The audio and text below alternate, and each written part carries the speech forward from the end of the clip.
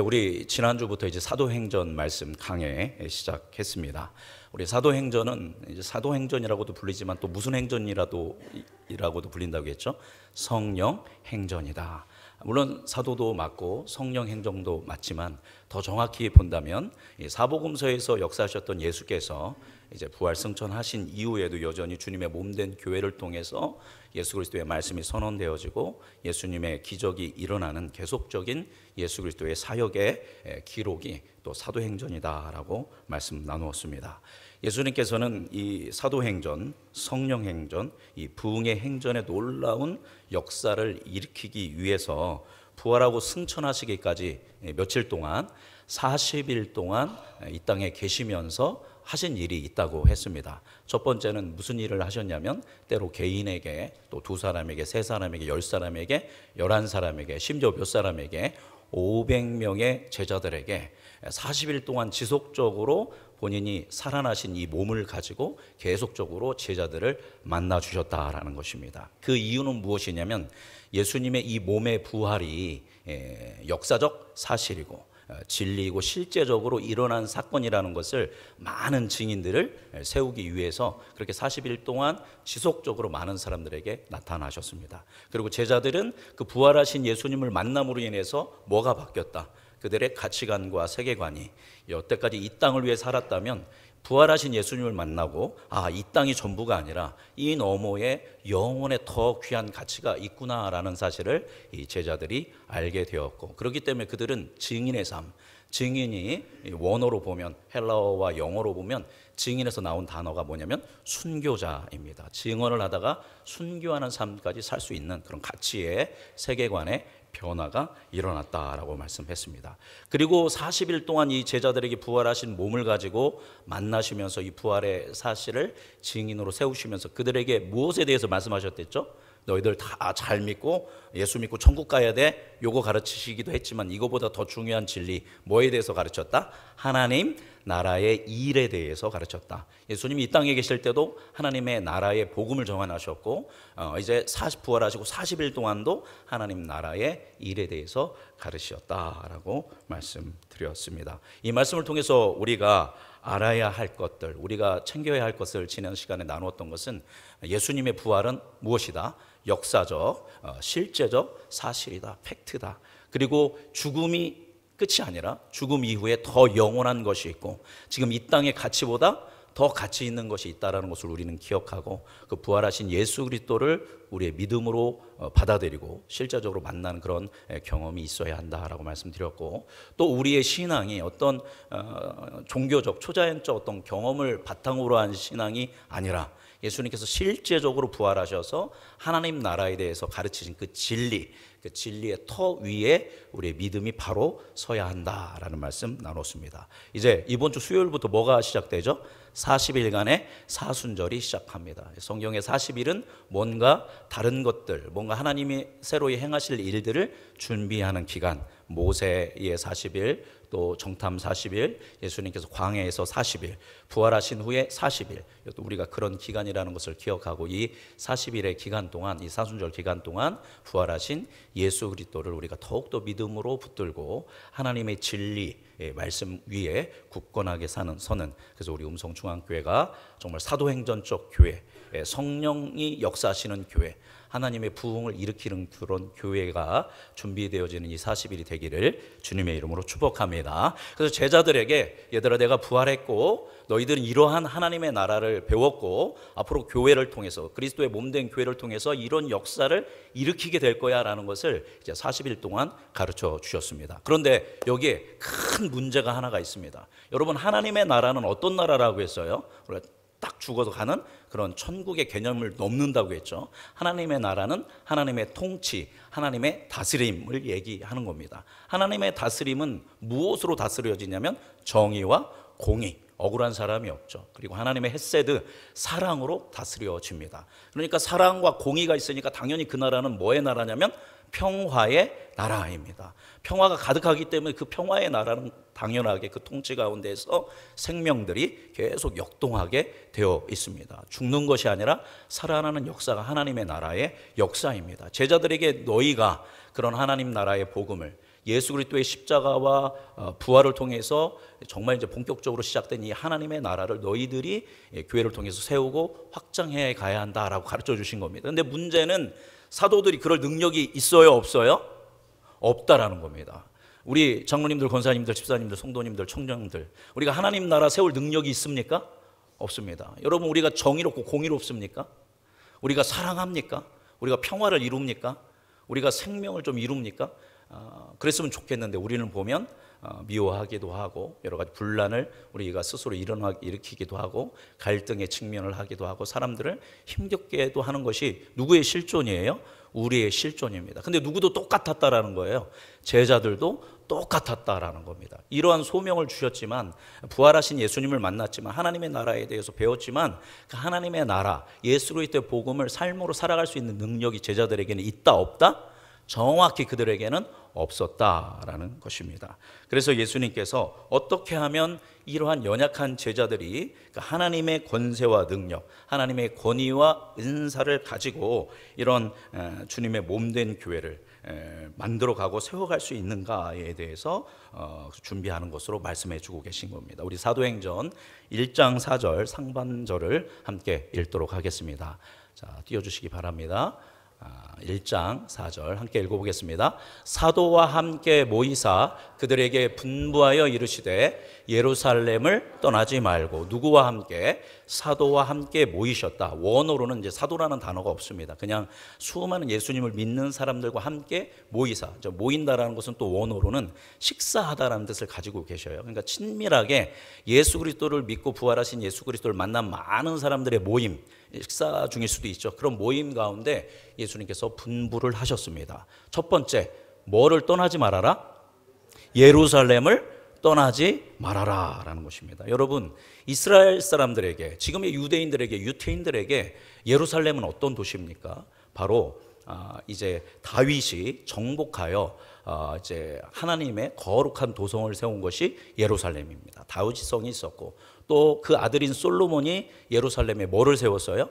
성전을 세웠습니다. 물론 그들의 죄악으로 인해서 성전이 무너졌지만 또 이제 하나님께서 은혜를 내리셔서 수룹바벨을 통해서 그 성전을 다시 회복하셨습니다. 그래서 예루살렘 이 성은 그들에게 있어서 회복의 땅이고 예언의 땅이고 하나님의 임재가 있는 거룩한 도시였다라는 것이고, 장차 메시아가 오셔서 다스릴 그런 도시가 어디였다라는 거예요?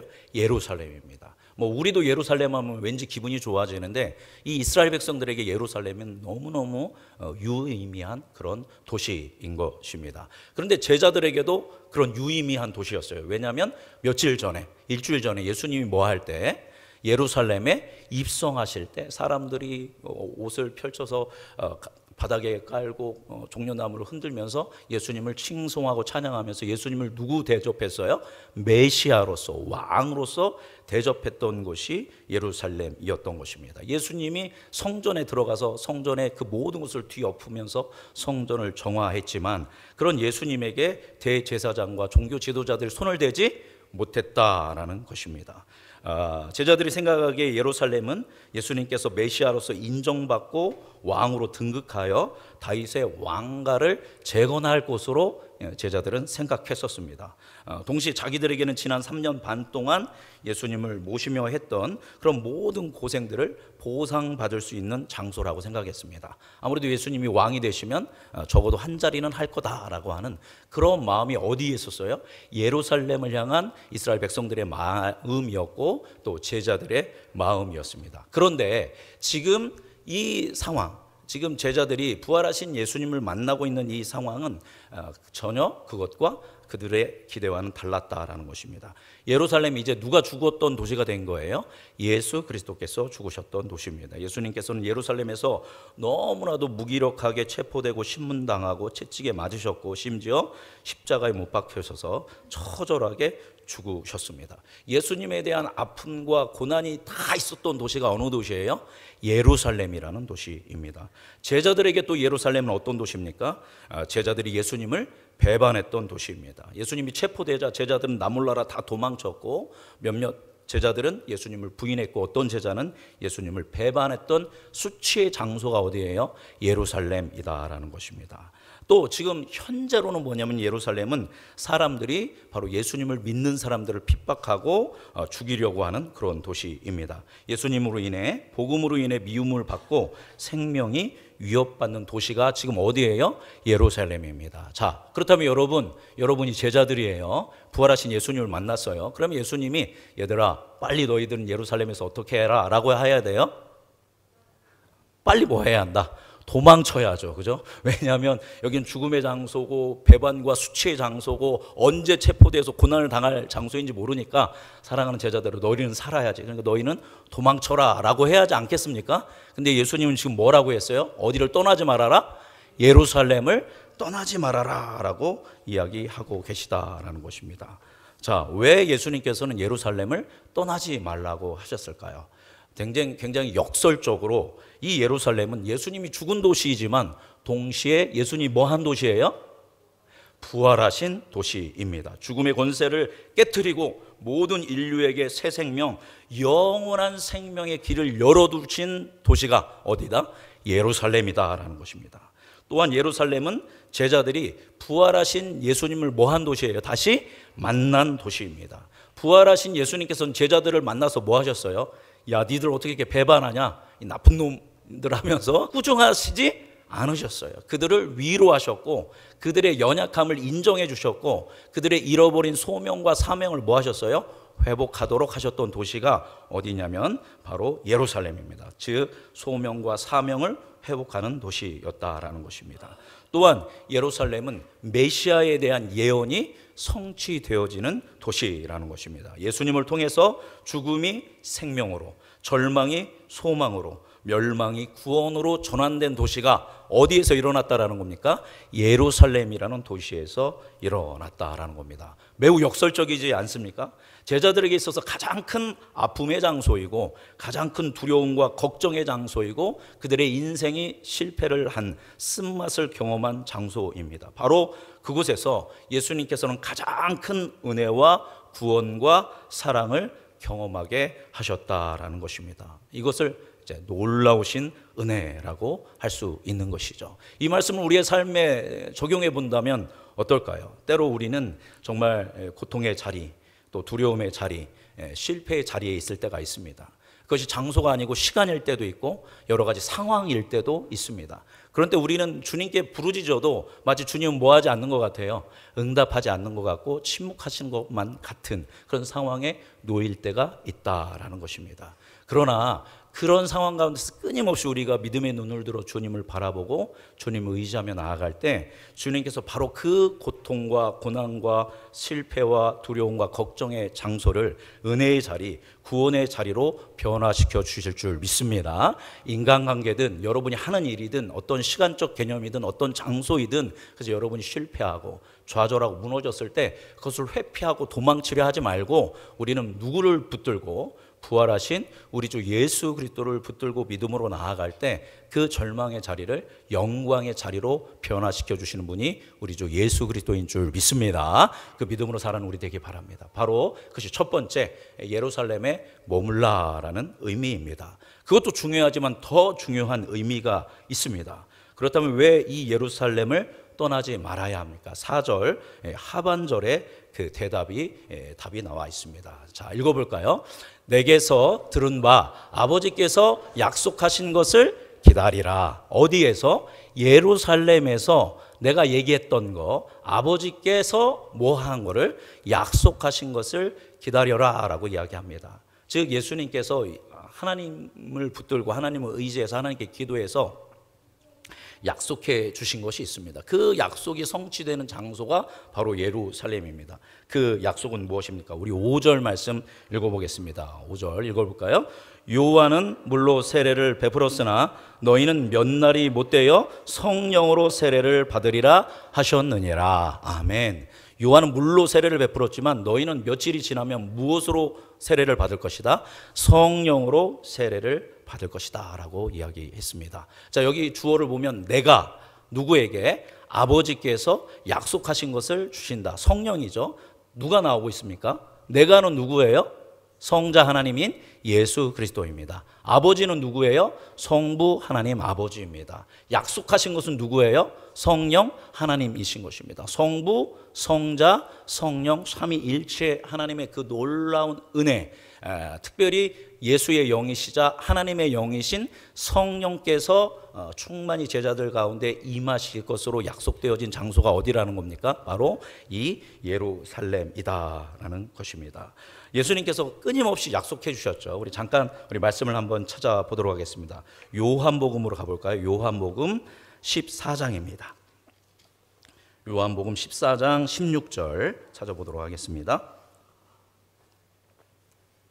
14장 16절 읽어보겠습니다. 내가 아버지께 구하겠으니 그가 또 다른 보혜사를 너희에게 주사 영원토록 너희와 함께 있게 하리니. 아멘. 내가, 예수님께서 누구에게? 하나님 아버지께 구하겠는데 뭐를 보내주시기를? 다른 보혜사 성령을 보내. 17절 보면 그는 뭐의 영이다? 진리의 영이다 라고 이야기합니다. 우리 14장 26절로 가볼까요? 바로 이게 약속하신 약속의 말씀입니다. 14장 26절 읽어보겠습니다.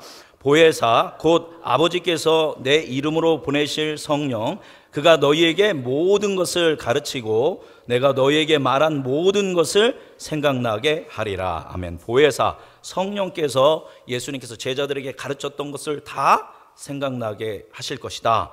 또 가르쳐 주실 것이다. 이 약속을 해 주신 것입니다. 우리 또 15장 26절 읽어보겠습니다. 15장 26절. 자, 읽어볼까요? 시작. 내가 아버지께로부터 너희에게 보낼 보혜사 곧 아버지께로부터 나오시는 진리의 성령이 오실 때에 그가 나를 증언하실 것이요. 아멘. 누구로부터? 내가, 예수님께서 아버지로부터 너희에게 누구를 보낼 거다? 성령을 보낼 건데 그 성령을 통해서 너희들이 증언을 하게 될 것이다 라고 이야기하고 계십니다. 우리 16장 7절 말씀 같이 보도록 하겠습니다. 16장 7절 읽어보겠습니다. 그러나 내가 너희에게 실상을 말하노니 내가 떠나는 것이 너희에게 유익이라. 내가 떠나가지 아니하면 보혜사가 너희에게로 오시지 아니할 것이요 가면 내가 그를 너희에게로 보내리니. 아멘. 할렐루야. 예수님께서 하나님께 기도하셨고 예수님께서 너희에게 누구를 보낼 거다? 보혜사 성령을 보낼 거다.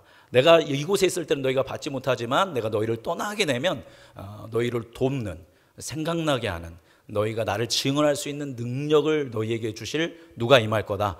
성령이 임할 것이다 라는 약속을 해 주셨다라는 겁니다. 저희가 요한복음을만을 봤지만 이건 뭐 사복음서 여기저기에 기록되어 있습니다. 그런데 이것은 이 신약에만 있는 말씀이 아닙니다. 우리 뭐 오늘 좀 말씀을 많이 찾지만 세 군데만 더 보도록 하겠습니다. 우리 이사야 44장을 보도록 하겠습니다.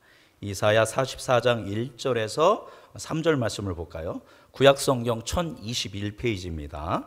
구약성경 1021페이지 이사야서 44장 1절에서 3절 말씀.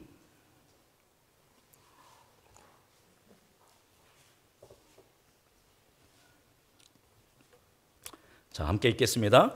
나의 종 야곱, 내가 택한 이스라엘아, 이제 들으라. 너를 만들고 너를 모태에서부터 지어낸 너를 도와줄 여호와가 이같이 말하노라. 나의 종 야곱, 내가 택한 여수르나 두려워하지 말라. 나는 목마른 자에게 물을 주며 마른 땅에서 시내가 흐르게 하며 나의 영을 내 자손에게, 나의 복을 내 후손에게 부어주리니. 아멘. 여기 보니까 나의 무엇을 내 자손에게 부어줄 것이다? 나의 영을. 여기 나의 영은 누구를 얘기하는 겁니까? 성령을 의미합니다. 우리 3절 전체가 바로 그 성령에 대한, 성령의 생수가, 성령의 강이 흐르는 것에 대한 이미지로 성령을 이미 예수님이 오시기 700여 년 전에 누구를 통해서? 이사야를 통해서 이 성령에 대한 약속을 해 주셨다라는 겁니다. 또 우리 에스겔 말씀 보도록 하겠습니다. 에스겔서 36장 26절에서 27절 조금 뒤로 넘기셔서 구약 1209페이지입니다. 1209페이지 에스겔 36장 26절에서 27절입니다. 에스겔 36장 26절에서 27절. 자, 읽어볼까요? 시작.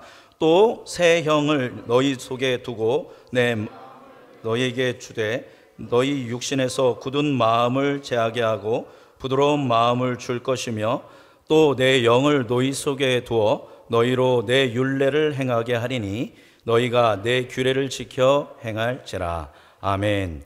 무엇을 너희 속에 두겠다? 새 영을. 27절 보면 또 무엇을 너희 속에 두겠다? 내 영을 주겠다. 그래서 너희 심령을 변화시키고 너희가 하나님의 뜻, 나의 율법을 지킬 수 있도록 내가 도울 것이다 라고 에스겔 말씀을 통해서 하나님께서 예언해 주셨습니다. 마지막으로 우리 사도행전에도 나오는 유명한 요엘서 말씀을 보도록 하겠습니다. 조금만 뒤로 가시면 됩니다. 요엘 2장 28절에서 29절 말씀, 구약 1273페이지입니다. 구약 1273페이지 요엘서 2장 28절에서 29절 말씀, 자 읽어보겠습니다. 읽어볼까요? 그 후에 내가 내 영을 만민에게 부어주리니 너희 자녀들이 장래일을 말할 것이며 너희 늙은이는 꿈을 꾸며 너희 젊은이는 이상을 볼 것이며 그때에 내가 또 내 영을 남종과 여종에게 부어줄 것이며. 아멘. 여기 보니까 내 영을 누구에게 부어주겠다? 만민에게 부어주겠다. 심지어 누구에게도 부어주겠다? 내 남종과 여종에게도 나의 영, 바로 성령을 부어주겠다라고 약속되어졌다라는 겁니다. 이사야서, 에스겔서, 요엘서에 이와 같이 이제 이후에 너희 자손의 다음 세대가 되면 무엇을 부어주겠다? 아버지의 영이신 나의 영인 성령을 너희에게 주겠다라고 약속해 주셨다라는 겁니다. 뭐 선지자들이니까 여러분 당연하게 예언한 것 같지 않습니까? 그런데 구약에는 이게 굉장히 혁명적인 말씀이에요. 일반 사람들은 이해하기 어려운 말씀입니다. 왜냐하면 구약의 때는 성령이 있었어요, 없었어요? 없었다고 하면 큰일입니다. 있었습니다. 성령이 있었는데 누구한테만 임하셨어요? 아주 특별한 사람한테만 임했습니다. 왕이라든가 제사장이라든가 선지자들, 아주 특별한 때에 특별한 사람들 가운데만 성령이 임하고 일반 사람들은 성령을 받지 못하는 시대였습니다. 왜냐하면 모든 사람들이 뭐를 가지고 있기 때문이에요? 죄를 갖고 있기 때문에 하나님과 함께 할 수 없고 하나님을 모실 수도 없는 상태였기 때문에 당연히 성령을 일반인들은 받을 수가 없었습니다. 오히려 받으려고 한다면 그걸 뭐 해요? 죽을까 두려워서 거절했던 시대라고 어떻게 보면 구약의 시대를 볼 수 있습니다. 그런데 선지자들이 그거 아니야. 누구도 다 성령을 받을 거야. 너희 모두가 받게 될 거고 심지어 남종, 여종까지도 뭐를 받게 될 거다. 이 하나님의 영이신 성령을 받게 될 거라고 예언의 말씀을 해 주셨다라는 겁니다. 구약의 이 약속, 그 약속을 또 누가 약속해 주셨어요? 예수님이 공생애 때 내가 가게 되면 누구를 보내줄 거다? 보혜사를 보내줄 것이다. 그가 너에게 권능을 주고 너희가 나의 일을 할 수 있도록 함께하여 주실 것이다 라는 이 약속들이 연결되어진 것입니다. 이제 우리는 다 뭘 받을 수 있게 됐어요? 성령을 받을 수 있게 됐습니다. 왜냐하면 우리의 죄를 누가 사하여 주셨냐면 예수 그리스도께서 십자가에서 다 용납하시고 우리를 거룩하게 했기 때문에 이제 우리 전체가, 여러분 한 사람 한 사람이 주님의 영을 모시는 거룩한 성전으로 변화되는 역사가 일어났다라는 것입니다. 자, 그래서 예수님께서 예루살렘을 떠나지 마라라고 했던 가장 중요한 이유는 약속하신, 아버지께서 약속하시고 예수께서 약속하셨던 뭐를 받기 위해서? 성령을 받기 위해서였다라는 것입니다. 제가 읽어드리면 누가복음 24장 49절, 여러분 누가복음을 쓴 사람이 사도행전도 썼습니다. 그죠? 바로 누가가 저자이죠. 이렇게 이야기하고 있습니다. 볼지어다 내가 내 아버지께서 약속하신 것을 너희에게 보내리니 너희는 위로부터 능력으로 입혀질 때까지 이 성에 머물라 하시니라.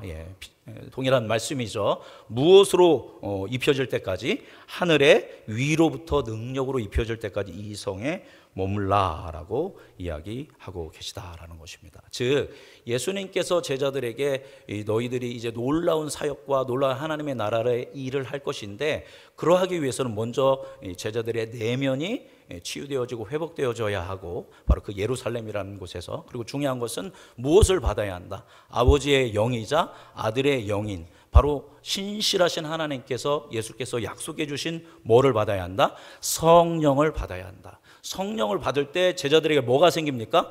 권능이 주어집니다. 권능은 뭐예요? 권세와 능력. 권위, 이런 모든 것들을 포함한 단어입니다. 이것은 아주 강력한 권능입니다. 여러분, 성령을 받으면, 우리 안에 성령이 충만해지면 여러분에게 강력한 권능이 임하여 주실 줄 믿습니다. 자, 그렇다면 그 권능은 어떤 권능일까요? 많은 사람들은 좀 착각할 수 있습니다. 성령을 받으니까, 성령의 충만함을 받으니까 나한테 은사가 생겨가지고 강력한 초자연적 은사가 주어진 겁니다. 그래서 내가 손을 얹어서 기도만 하면 뭐 하는 거예요? 예, 낫는 거예요. 그죠?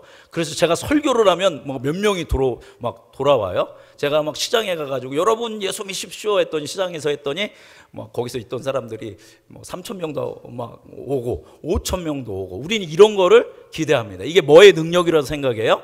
성령의 능력이라고 생각합니다. 그래서 우리 성령 충만 받아가지고 뭐 받자?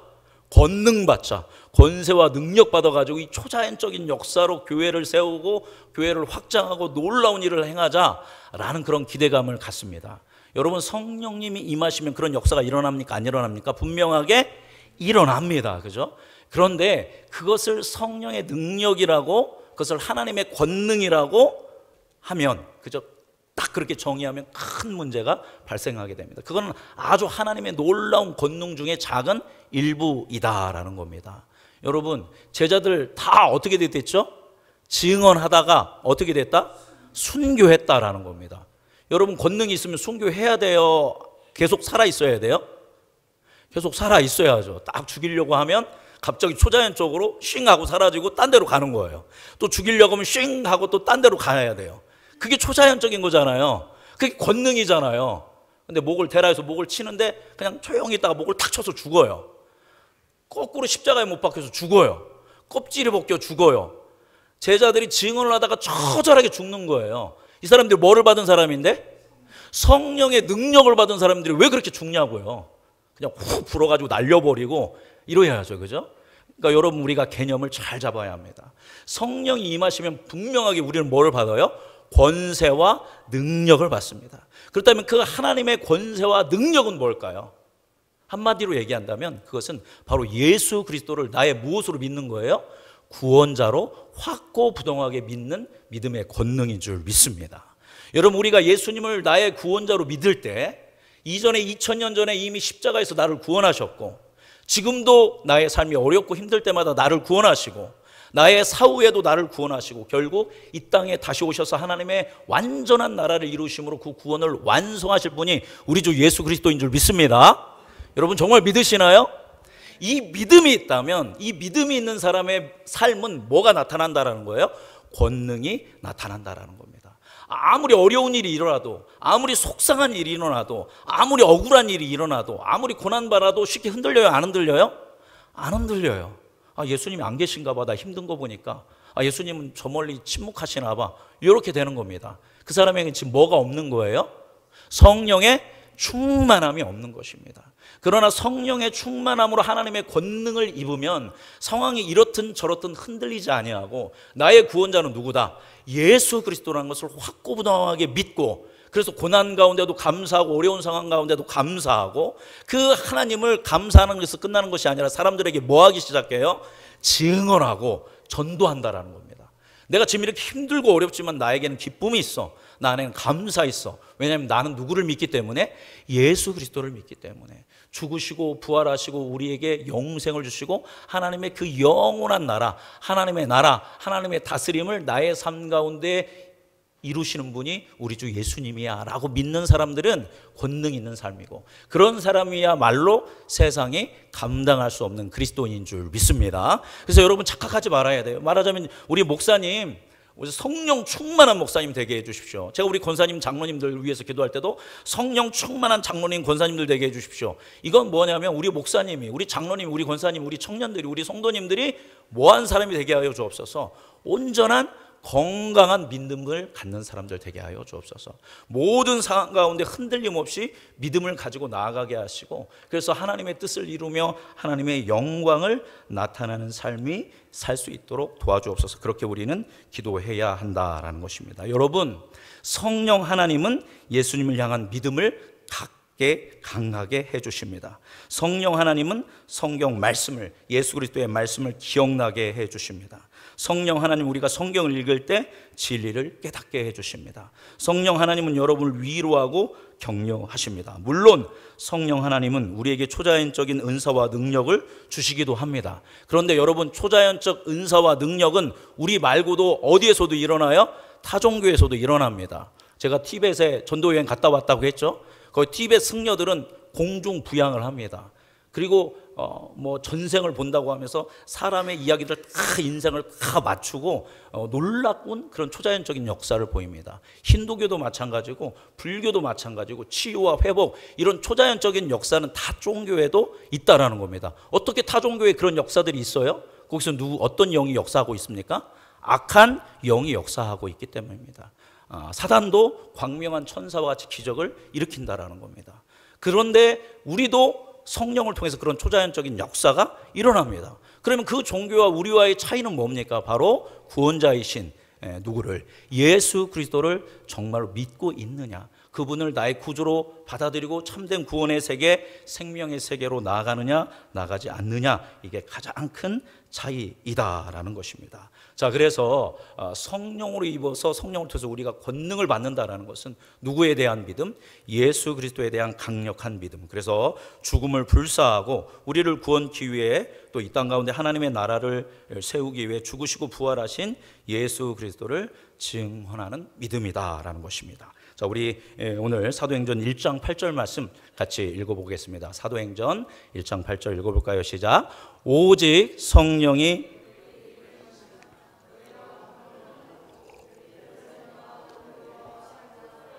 땅끝까지 이르러 내 증인이 되리라 하시니라. 아멘. 성령이 임하시면 너희가 뭘 받는데요? 권능을 받습니다. 우리 다음 주에 이것을 자세히 볼 건데요. 권능을 받고 뭐가 된대요? 건너뛰어서 뭐가 된다?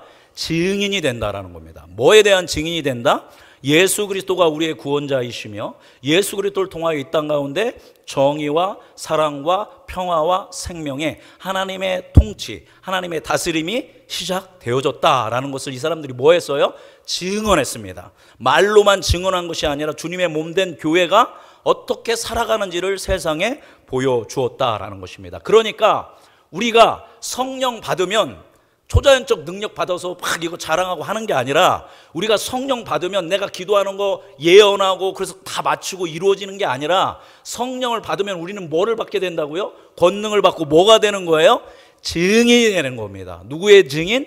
예수 그리스도에 대한 증인이 됩니다. 여러분, 성령의 권능을 받고 증인이 되는 우리 음성중앙교회 성도님들 되시기를 축복합니다. 자, 증인 되려면 어떻게 해야 돼요? 찾아가야죠. 찾아가서 뭐를 해야 합니까? 얘기해야죠. 누구에 대해서? 우리 음성중앙교회도 새로 짓고 목사님도 새로 오셨는데 좋고 우리 교회 한번 와봐. 이거는 증언이 아닙니다. 절대 그렇게 전도하지 마십시오. 그죠? 그냥 내가 만나고 내가 경험하고 내가 믿는 누구에 대해서 얘기해 주는 거예요? 예수님에 대해서, 성부, 성자, 성령, 삼위일체 하나님에 대해서, 특별히 우리 구원자 되신 예수 그리스도, 나를 어떻게 구원하셨는지에 대해서 여러분의 친구들에게, 여러분의 이웃들에게, 여러분 직장 동료들에게 말씀하시는 여러분이 되기를 주님의 이름으로 축복합니다. 아멘. 전도하실 거죠? 입으로는 아멘 했는데 이걸 어떻게 전도해? 왜냐하면 그거 전도하려면 뭐가 있어야 전도할 수 있는 거예요? 믿음이 있어야 돼요. 그죠? 권능이 있어야 돼요. 근데 그 믿음과 권능, 여러분이 전도할 수 있는 거, 그걸 삶으로 하나님 나라 복음을 살아가려면 우리의 힘으로 능력으로 된다? 안 된다? 안 된다. 그러니까 누가 필요해요? 성령 하나님이 필요한 거예요. 여러분, 성령이 어떤 에너지가 아니라 성령은 누구세요? 하나님입니다. 따라서 우리의 믿음이 주체적이고 막 뭔가 역사를 일으키는 게 아니라 우리는 철저하게 누구에게 의존되어져야 한다? 하나님께, 예수 그리스도께, 성령께 의존되어져야 한다는 겁니다. 여러분, 성령의 충만함을 받을 때 여러분 안에서 권능이 나타나고 그 권능으로 여러분이 예수님의 구원자 되심을, 하나님의 하나님 되심을 증언하는 삶과 증언하는 증언자의 삶을 여러분이 살게 될 줄 믿습니다. 자, 이제 정리합니다. 어디를 떠나지 말아라? 예루살렘을 떠나지 말아라. 여러분의 가정을, 우리 음성중앙교회를, 이 지역을 막 떠나려고 하지 말아라. 나의 삶의 어려운 자리를 벗어나려고 하지 말아라. 바로 그 자리에서 우리는 주님을 의지하면서 그 고통과 그 아픔과 어려움의 자리를 주님께서 무엇의 자리로? 영광과 승리의 자리로 바꿔주실 줄 믿습니다. 또한 그것을 우리가 그러한 삶을, 증인의 삶을 살아가기 위해서는 반드시 뭐의 충만함을 받아야 한다? 성령의 충만함을 받아야 하는 줄 믿습니다. 여러분 안에 이미 누가 계세요? 성령님이 계십니다. 성령이 계시니까 여러분이 안에 앉아 계실 수 있는 것입니다. 그런데 이것에서 멈추는 것이 아니라 내 안에 하나님으로 가득 채워져서 하나님의 권능으로 내 삶을 통해서, 나의 입술을 통해서 예수 그리스도의 하나님됨을 증언하고 이 땅 가운데 하나님의 나라를 이루어가고 하나님의 나라를 확장해 나가는 우리 음성중앙교회 그리고 함께 예배하는 모든 성도님들 되시기를 주님의 이름으로 축복합니다. 기도하겠습니다. 살아계신 하나님 아버지,